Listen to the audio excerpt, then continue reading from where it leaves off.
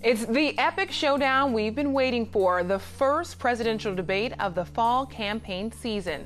What people may be looking for as Hillary Clinton and Donald Trump take the stage tonight.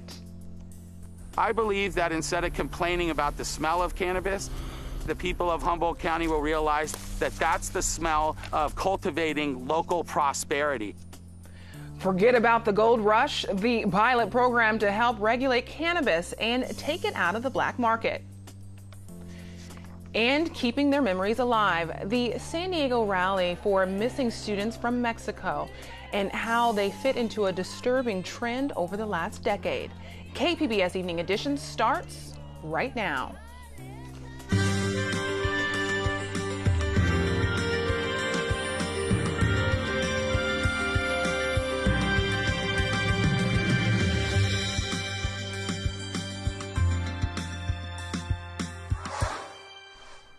Good evening. Thanks for joining us. I'm Ebony Monet. It's the countdown to the presidential debate. Experts predict it might be the most watched presidential debate in 30 years or possibly ever.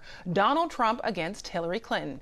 In New York, workers have prepped the debate hall at Hofstra University. The city is on a virtual lockdown. Roads are blocked and security is tight. You also have the Media Filing Center, where there will be well over 1,000 journalists covering this event from all over the world. A lot of people don't realize it, but this has interest not just in the United States, but globally. I'm very excited just to see what the candidates bring. I think the first debate will really kind of solidify how I'm feeling. Some political analysts say the candidates' performance tonight could make a difference on California ballot measures. They say the rhetoric on stage may sway voters on one of the more legalization of marijuana, gun control issues that will be deciding to the death penalty. All of these will be impacted by the size and the margin of which Hillary Clinton is able to kind of draw her voters or not.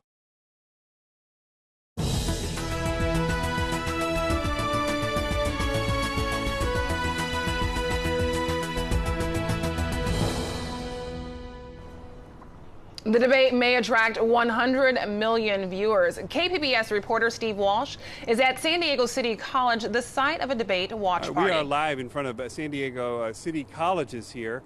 Tonight is the first debate between former Secretary of State Hillary Rodham Clinton and New York business mogul Donald J. Trump. To talk about it, we're going to have students here at San Diego City College. They're going to be watching the debate live. To kind of give us a preview, though, of what we can expect, we have the assistant professor of political science here, Nicholas Boucher. Nicholas, so just give us some high points here. What can we expect here when the debate starts here in the next couple of hours? We don't know exactly what to expect, but I'm hoping that we'll see some civility, some tough points moderated well, and hopefully in the end a call to action for our students to drive to get out to vote. So they say that there's going to be a big audience, maybe the largest audience ever for a presidential debate, though we're really talking about a very small number of people who are really undecided at this point. I've heard as low as 7%. So what do these candidates need to do? For some of them, they have to try to not play into their stereotypes. A lot of these undecided voters have their preconceived notions. It's colored by their partisan affiliations, their ideology.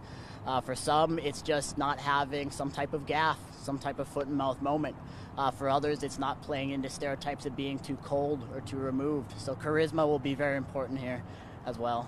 All right, so charisma is going to be important here. So the debate will be starting shortly here. We'll have a hall full of students watching it. In the meantime, we're here in front of City College live here. Steve Walsh, KPBS News.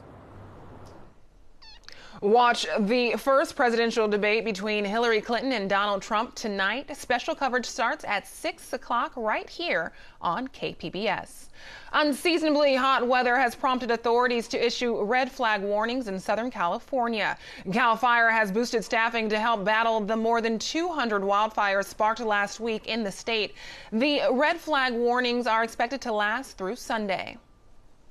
Historically, this is the time of year when we experience our largest and our most damaging wildfires. So we are still staffed up, we are still on the ready, and we need the public to understand, don't let the calendar fool you, fire conditions are still ripe for wildfires. And San Diego Gas and Electric is urging utility customers to cut back on their power usage today. The utility has enough electrical capacity to meet the expected demands, but officials are asking residential customers to ease the strain on the electric grid by reducing power consumption until 6 tonight.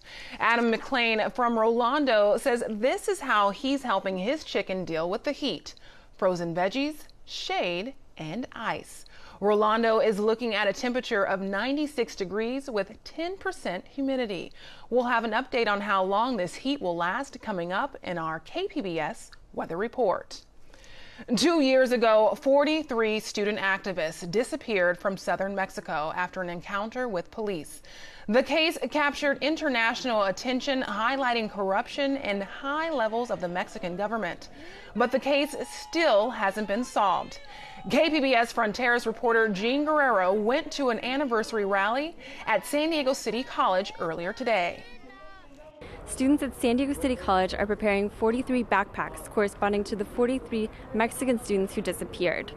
As you can see, they include photos of the youths whose families continue to search for them 2 years later. Volunteers wore shirts with names of the victims, who attended a school called Ayotzinapa. They wore blindfolds and knelt on the ground. One by one, they stood up, symbolizing the hoped-for return of his or her student. I'm representing Benjamin Asensio Bautista. Joanna Mallorquin says she got emotional while she was participating. That could have been me if I was in Mexico. I could have been killed just because I'm a student. It's been 2 years of not knowing what happened to the 43.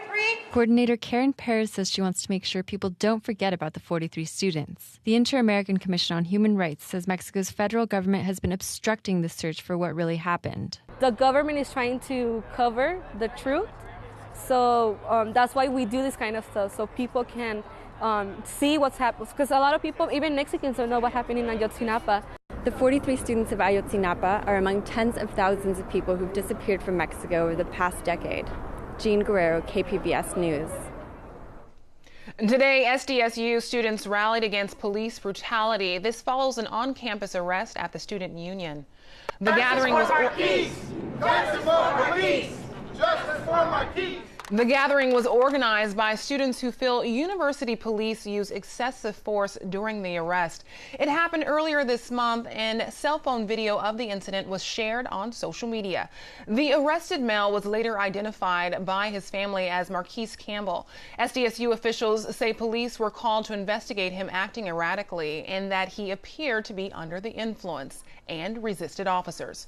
School officials acknowledged a physical confrontation involving several officers, but say Campbell was not injured. Today, his grandmother addressed the crowd to say his rights were violated. I'm standing here for my grandson because he has rights too. All of us have rights, and our rights are not to be taken away. In a statement, SDSU President Elliot Hirschman said, quote, "The use of force is a significant matter, and we understand the concerns members of our community have expressed about the arrest. Consistent with department policy, this incident will be evaluated and reviewed by the field supervisor, a lieutenant, a use of force expert, and the chief of police." A fatal gas explosion couldn't do it. A radioactive leak couldn't either, nor could a criminal investigation. But KPBS investigative reporter Amita Sharma says consumer advocates hope a recent audit could finally trigger reform at the California Public Utilities Commission.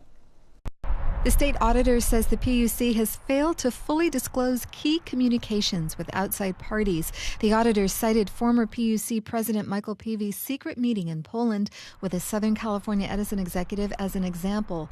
That meeting set the terms for consumers to pay $3.4 billion for San Onofre nuclear power plant's closure following a radioactive leak. Consumer lawyer Mike Aguirre says such deals have been bad for consumers. He hopes the state auditor's findings prompt a ballot initiative to force reform at the PUC. We pay the highest rates some years in the country, and we consume per capita almost the least amount of electricity. A PUC spokeswoman says the commission has made progress over the last year in conforming its practices with state requirements. Amita Sharma, KPBS News.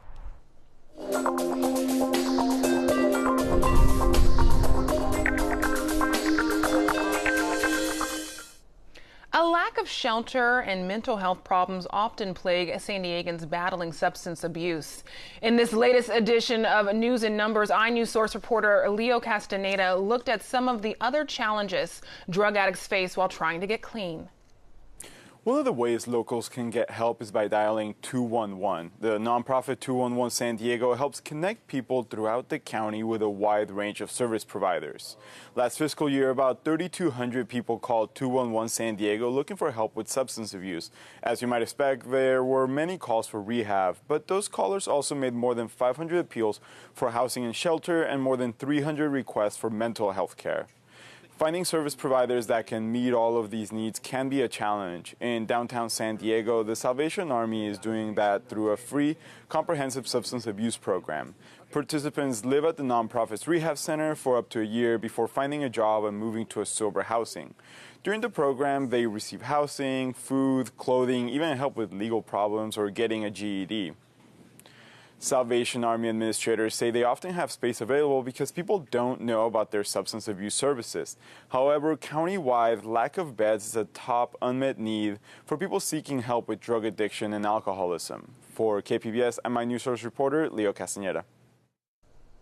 A major effort to restore marshy habitat in the northeast corner of Mission Bay is edging closer to reality. The project could put more marsh habitat near Rose Creek. That's where campland by the bay and the De Anza Cove currently exist. Supporters are preparing to review 8 possible restoration options as they work towards developing a guiding vision for the effort. The Audubon Society says a range of ideas are being considered. Alternatives that are just that really, bare minimum of what is recommended in the Mission Bay Park Master Plan, which is just restoring the existing campland site to marsh and then a small sliver along De Anza Point. We also get to think bigger. This is our opportunity to really imagine what's possible here. Organizers hope to have 4 alternatives ready for review by early next year. An environmental impact review could start by next summer. San Diego and Chula Vista are now smart cities. Leaders have signed up for a new initiative. Today, the White House announced the $80 million program.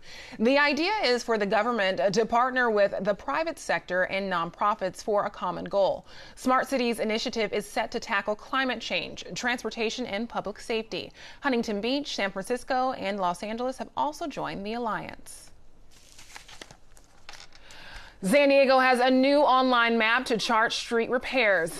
KPBS reporter Steve Walsh was given a demonstration and has this report. San Diego has a reputation for having some of the worst streets in the country. Last week, when the city debuted a new online map for residents to track road work, more than 3,000 people logged on in the first day. We were surprised, but not shocked, I think. Streets are everybody's top priority, including Mayor Faulkner. So I think we hopefully hit it spot on by providing some information that people actually find useful. The map shows the city's plans for road repairs. It also charts the progress of the mayor's 2015 commitment to repair 1,000 miles of the city's 3,000 miles of roads over the next 5 years. Just last month, the National Transportation Research Group, TRIP, estimated that driving on bad roads costs San Diego drivers an extra $1,858 per year. To find out whether your street is scheduled to be repaved, go to streets.sandiego.gov. Steve Walsh, KPBS News.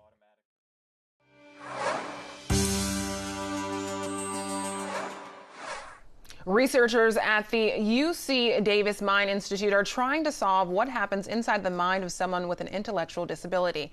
Experts have created a series of tests to measure cognitive changes and how those relate to medication. They say anyone from the age of 3 to 87 can take the test, which examines memory, processing speed, and vocabulary, all on a tablet. The cognitive test, which is more objective, it's not just a parent's impression of how well the child is doing, but is a more objective test. we think that we can pick up on the improvements much more accurately. If Dr. Avendudo's here, he did the interview. Researchers say if the test proves successful, they could change how scientists look into treatments for intellectual disabilities. A bill signed by Governor Jerry Brown aims to improve medical interpretation services for patients with limited or no English language skills. AB 635 by San Diego Assemblywoman Toni Atkins calls for a study of the current translation services and a pilot program based on that review. Residents in City Heights have requested better translation services for years. Estimates show more than 70% of the community's population speaks languages other than English at home. California women trying to prevent pregnancies just got more support. A new law allows them to buy a year's worth of birth control pills at one time. Currently, they can only buy a 3-month supply at a time. The bill was opposed by insurance companies, but supporters say it will help women, especially in rural areas, who have a hard time getting to a pharmacy. The law goes into effect in January. Sizzling high temperatures also hit the coast from Balboa Park to San Diego Bay. But Shanae Shocker says we may catch a break from the heat later this week. She has that and more in tonight's weather forecast. An upper level low has been ushering in some disturbed and wetter weather into southern Arizona off to our east. But here in San Diego County, we've just been seeing some more cloud cover from that system as well. So really not too much affecting us, not really seeing any rain either. Now through tonight, it will begin to clear up. Mainly clear skies, our lows in the low 70s, sitting around 73 degrees. And the rest of the county is looking very similar as far as cloud cover goes. It begins to break up. Now along the coast, out in the Oceanside, we're seeing lows in the 60s, and down in Chula Vista, 74 degrees there. And Ramona, 68, Mount Laguna, 55, Borrego Springs, 69 degrees, and Mecca, 73. Here's your setup for Tuesday. That upper level low still causing some spotty showers and thunderstorms off to our east. And we still have those Santa Ana winds, the offshore breeze ushering in some very hot conditions, especially along the coast of California. So very warm for your Tuesday. Now check this out, though, because we will catch a break. Those winds will switch direction on Wednesday, and our temperatures will be sitting in the low 80s. Partly sunny, definitely cooler. It's looking very good for the rest of your week and the beginning of your weekend. Friday, 79 degrees, 76 on Saturday. So a very nice weekend ahead. Now, as we head inland, we see those temperatures are a bit warmer, especially for your Tuesday, 95 degrees for tomorrow. And on Wednesday, 88 degrees. And then we start to see a decline as we head into your weekend. 83 degrees on your Saturday. Your lows getting into the 50s come the weekend. So looking like you're going to need a jacket as you head outdoors and into the mountains. It's always cooler out here, and instead of cooling off, they're actually going to be warmer up. Clouds and sun for your Tuesday, 71 degrees. And as you take a look at the rest of your week and the beginning of your weekend, it's still going to be some very beautiful weather, though. Friday, definitely warming up, 78 degrees, mostly sunny skies across the board, as well as on Saturday. Now into the desert, this is still going to continue to be warm, and it's also going to heat up. Partly sunny for your Tuesday. Your high is in the low 90s, so cooler than what we've been seeing, but your lows are in the 60s, so the evenings are definitely the time to get outdoors. As you head into your Wednesday, temperatures pop up into the mid-90s, 95 on Wednesday, definitely sunny outside, 94 on Thursday. Your lows still sitting in the mid-60s, so very clear as you go into the weekend, and very warm as well. So make sure if you're out in the deserts, you're drinking plenty of water for your weekend outdoor activities. Just be paying attention to that weather and stay safe. For KPBS News, I'm Shanae Shocker. This November, California voters will decide whether to legalize the recreational use of marijuana. Meanwhile, there's a rush for this green crop in Humboldt County. The county is the state's largest producer of pot. From our sister station, KQED, producer Shiraz Sadiq shows us the county's pilot program to regulate cannabis and how this could keep the crop out of the black market. I believe that instead of complaining about the smell of cannabis, the people of Humboldt County will realize that that's the smell of cultivating local prosperity. Patrick Murphy is the co-owner of Emerald Family Farms, a collective of cannabis farmers. We would like to create an industry that is both environmentally and economically sustainable. The first time I cultivated cannabis was when I was 16 years old, and I've been cultivating cannabis ever since. Farmers like Murphy are now required to register with the county so they can get permits to legally grow medical cannabis just as they would other crops. Size limits apply, depending on how the crop is grown and whether it's new or existing cultivation. The limit for new cultivation is 10,000 square feet or about a quarter of an acre. Existing operations, we've allowed all the way up to 1 acre in size if they can meet requirements. Steve Lazar is a senior planner at the Planning and Building Department in Eureka. He helped write the county's new rules as a green rush has been taking off in the forested hills of Humboldt. So here we're looking at a photograph from 2006. The photograph shows a forested area, but by 2015, this area is now host to 20 to 30 different cultivation operations. So here we can see evidence of greenhouse construction, water storage. One could easily estimate that there is over 10,000 cultivation sites in the county at this point. Good morning. Hi, how are you doing today? Fantastic. The Glad old to hear back's it. hurting a little bit today. Cannabis has been legal to use in California for medical purposes since 1996. It's got a great look, got a great smell. Patients could also grow cannabis and supply it to dispensaries so long as they didn't profit from it. But all that will change in 2018. That's when California will begin issuing licenses for commercial medical cannabis activities.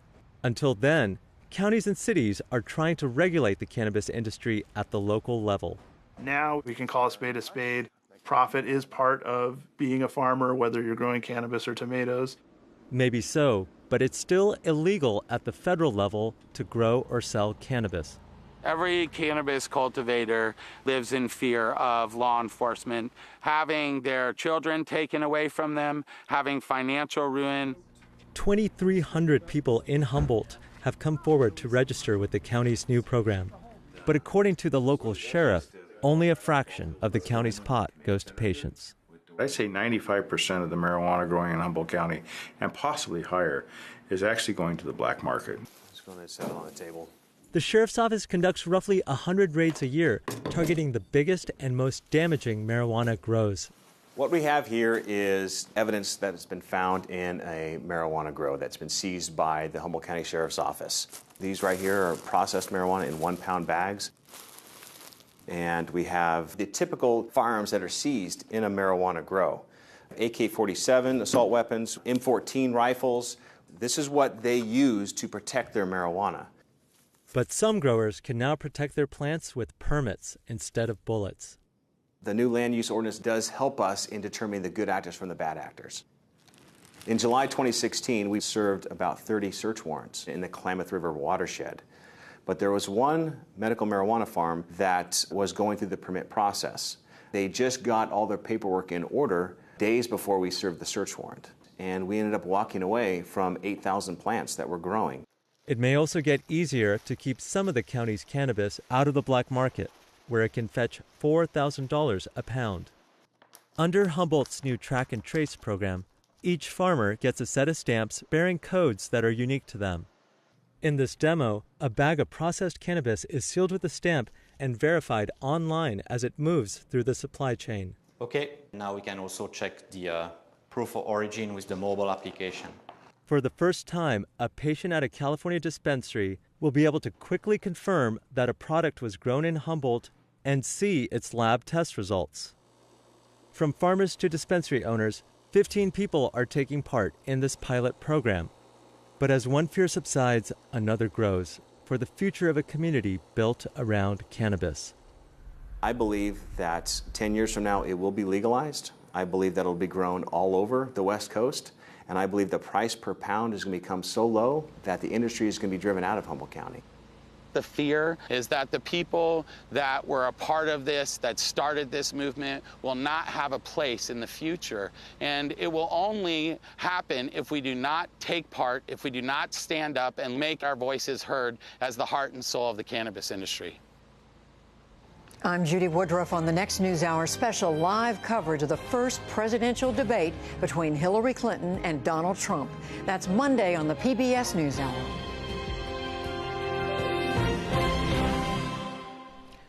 The king of golf is gone. Arnold Palmer died in Pittsburgh on Sunday of complications from heart problems. Palmer was one of the most influential sports personalities of all time. He played for 52 years until 2004 and won 62 PGA Tours and 7 major championships. Palmer was 87. San Diego's 6th grade camp turned 70 this week. The San Diego County Office of Education says more than 1 million San Diegans have spent a week at camp, hiking and listening to ghost stories. Some 400 San Diego school campers piled into a bus today to head to Cuyamaca State Park. You can see more of these camp memories on our website, kpbs.org. Finally, we wanted to take a moment to mark a special milestone for KPBS Evening Edition. Today marks our 5th anniversary on air. It's been an incredible ride, and we wanted to thank you for joining us. Here's a look at what we're working on for tomorrow in the KPBS newsroom. On Morning Edition, Oceanside may be the first North County city to reclaim water into the fountains and pool in front of City Hall. That's tomorrow on KPBS Radio. You can find tonight's stories on our website, kpbs.org/evening edition. Thanks for joining us. Have a great night.